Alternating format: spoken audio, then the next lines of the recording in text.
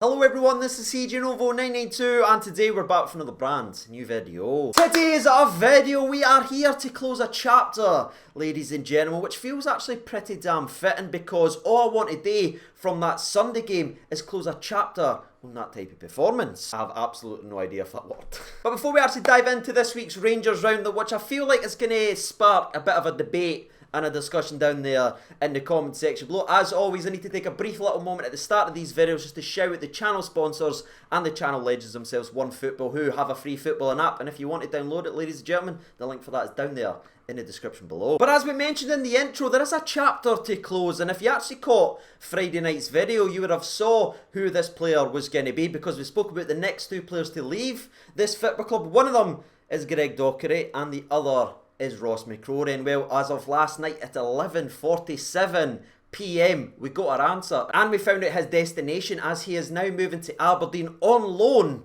with an obligation to buy next season. Which kind of blew my mind, because I thought those type of deals only existed in the Football Manager world done by me and thee. But nah, this is real life.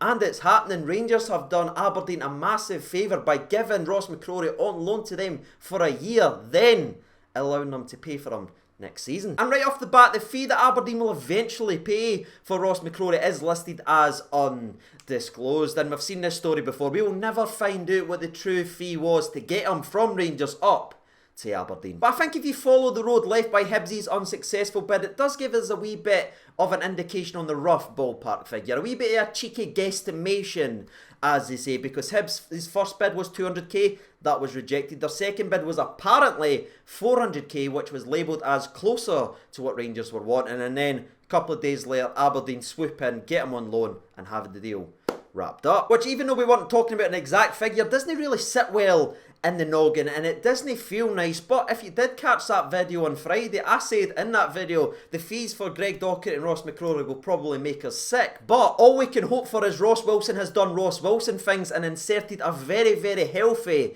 sell-on clause, because that's his track record. And that right there could bring us a pretty penny down the line if Ross Mccrorie becomes that player that some of us think he could be. Now, from the Aberdeen perspective, you have to say Rangers have done more than a favour for this football club, because we all know where Aberdeen stand right now. We've all seen the headlines, we've all seen the financials that's been slipping out that football club. They are quote-unquote skint, as the Celtic fans like to tweet whenever anything Rangers gets posted online. They actually are skint, ladies and gentlemen. So with us working this deal, giving them Ross Mccrorie for an entire year, then after the earnings from your European football and all that malarkey, then being able to pay for Ross in a year's time, that right there is a pretty nice deal for us. And it's along these lines, as it appears, Rangers have went out their way to facilitate this move to Aberdeen that's got a hell of a lot of people talking online that it must mean that something is going to eventually come back down the road from Aberdeen to Rangers by the name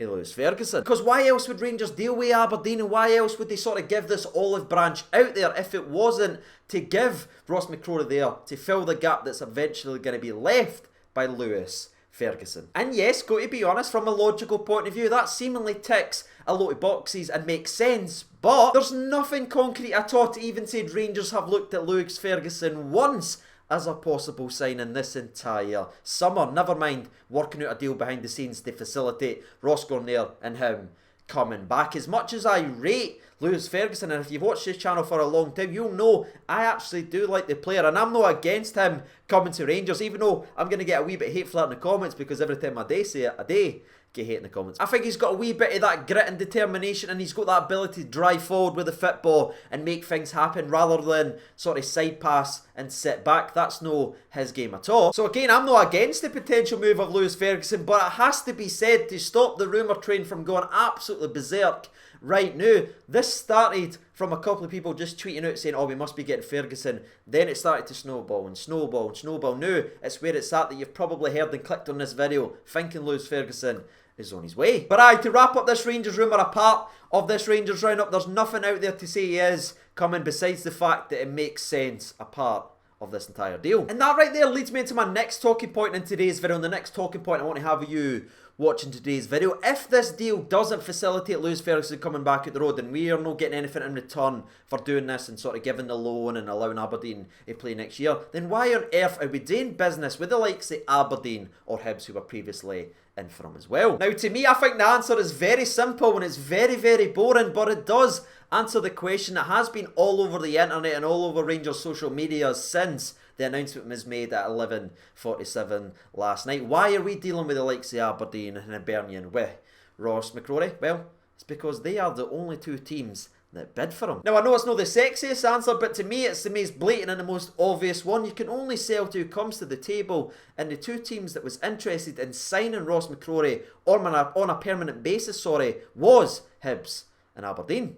It's like choosing between the two ugly sisters for Cinderella. But regarding the fact that it was only Aberdeen and Hibernian that was willing to buy him on a permanent basis, maybe tells us all, including myself, who is a massive, massive McCrorie fan, where he is as a player right now and what type of player he is. And no, I'm not taking a shot at Ross McCrorie, and no, I'm not turning my back on Ross because he is leaving the football club. You all know, watching today's video, I wanted this to work more than most. Hell, I followed him on his loan review and I watched more Portsmouth games last season for him than I ever wanted to in my life. Some of it was really bad, ladies and gentlemen, and it's aged me quite drastically, but I did that because I wanted him to be a fantastic player for us. So I followed the journey, but sometimes you got to take a step back, and yes, a couple of English teams were interested in bringing him in on loan because there is potential there, but none of them were willing to pay up and buy the player he is now. But moving away from that aspect of it and looking at it from maybe a different perspective that I don't know if many of were a photo about, the fact that he has left the football club, but he isn't left for permanent right now for this season,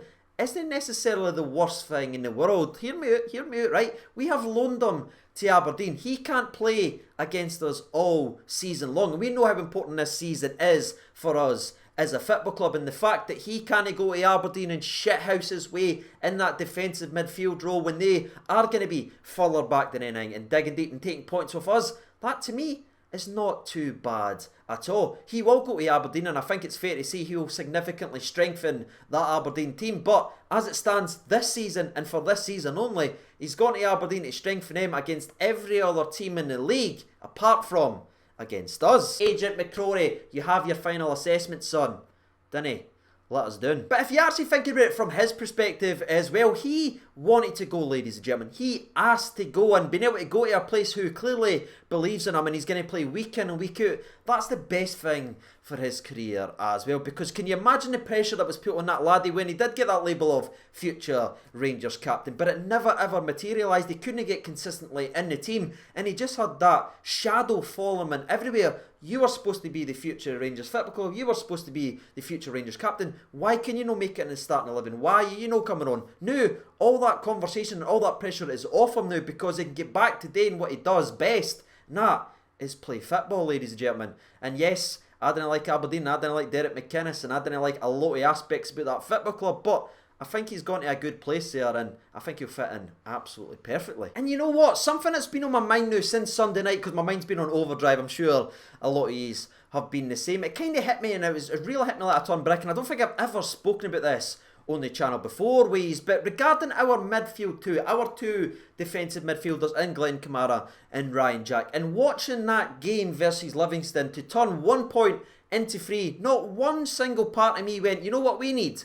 Another defensive midfielder on the park. It was left. It was to get the midfielders to take the handbrakes off and go forward with the ball. No, have another destroyer there or a big physical guy who'll give 110% in that role to break up play, because we're not needing to break up play quite a lot, ladies and gentlemen, especially with this new style of play that we have with the interchanging front four that has teams pinned in beyond their own half. We didn't need defensive midfielders. We need our midfielders to get further forward. So where I am right now regarding this transfer, as gutted as I am to see Ross McCrorie not fulfil his potential in a Rangers shirt, maybe not given the chance to fulfil it, to achieve what we want to achieve and get to where we want to get to as a football club, but isn't he needing a Ross McCrorie type? I think Sunday was a perfect example of why, and it makes this bitter pill a wee bit easier to swallow. So yeah, I think I'm going to need to take emotion out of this one and just look at it from that perspective. To change that result on Sunday to 3 points doesn't require a Ross McCrorie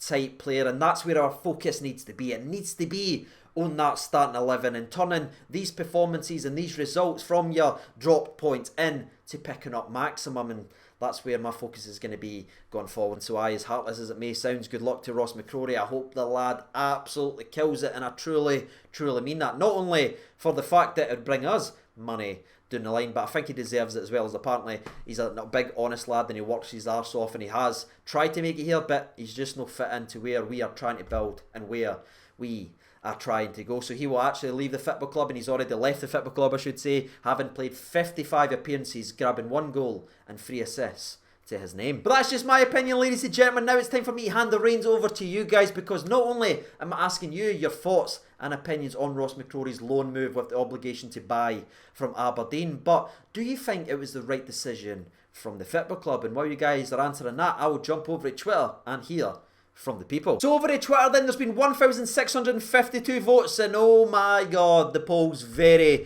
close. I'll actually tell you, I've just clicked on it and it's changed a little bit from the last. It's actually changed again. Okay, right. So with all those amount of votes, thank you so much for getting involved. I asked them the exact same question as I asked you. Do you agree with the decision made by Rangers to let Ross McCrorie go? And it's very tight, but with 53% of the vote, the people say no, they don't agree with the decision. Great, I'm going to get shouted at for everything I said in this video, aren't I? God damn it. But to the comments anyway, Peter Ramsey is the first one in here. He said, should have been given a more chance. He would have been a future captain of Rangers. Our young players never get the chance to prove themselves. Matt says he was a squad player at Portsmouth, so he isn't as good as some fans think. Everyone wanted him to be the first team and future captain, but he just isn't good enough, I'm afraid. Glad we can't play against him this year, though. Well, there you are. There's 2 flips of the coin there. It's going to be an interesting comment section, I imagine. Kenny writes in, was a perfect move for him. A decent side to come up against without him, and he is going to solidify their midfield. We'll also give him the first team football he's been craving up there to turn him into a cracking player we all know he will eventually be. Mark Taylor writes in, I didn't want to see him go. CJ Graham writes in, personally for myself, it's the right move. Yes, he's a good player, but at the moment our midfield is stacked. This loan, so he can't play against us this season, is some class bit of business as well. Only down to Aberdeen being skint, but I'll always look at it as Agent McCrorie. Yes, lad. And the next one coming in comes from True Blue 72, and he writes in, it doesn't sit right with me, mate. I'm not for a second saying he's better than Jack or Kamara, but he's still young, and I believe there's still something there. In my opinion, he would have been he has a better future at the club than Davis and Arfield, but it's done now, so we move on. Very fair point. And that one, Josh Gibson simply writes in, pish.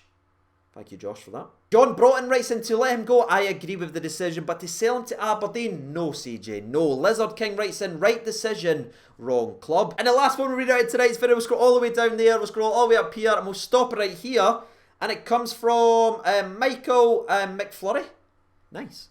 I'm hungry now. He writes in, he was Rangers and Scotland's future captain not long ago. His loan spells maybe weren't great, but he never put a foot wrong for Rangers. When we need steel in that midfield, why do we let him go? I think he could have been moulded into a young Davis willing to pass forward. Well, there it is, ladies and gentlemen, boys and girls. As you've seen from the poll, it's very mixed. You saw from the comments, it's very mixed, and I'm sure on YouTube it's going to be very mixed as well. But I just want to say, by the way, this isn't one of these places that we're going to lambast you for saying yes or no. I'm not one of the guys. You're seeing a lot of that on social media, and I didn't agree with it, saying, oh my god, you think this and this and this. I can't be bothered with that superiority complex and everything like that. This place is for a bit of discussion. You can say your opinion, whether you agree or disagree with it. That's all part of the conversation. We support Rangers, so we talk about Rangers, ladies and gentlemen. So get your thoughts and opinions out there. Now, you've heard from the people, you've heard from myself. If you haven't done so already, you know what to do by now. And as always, I've been CJ Over 92. Thank you so much for watching, and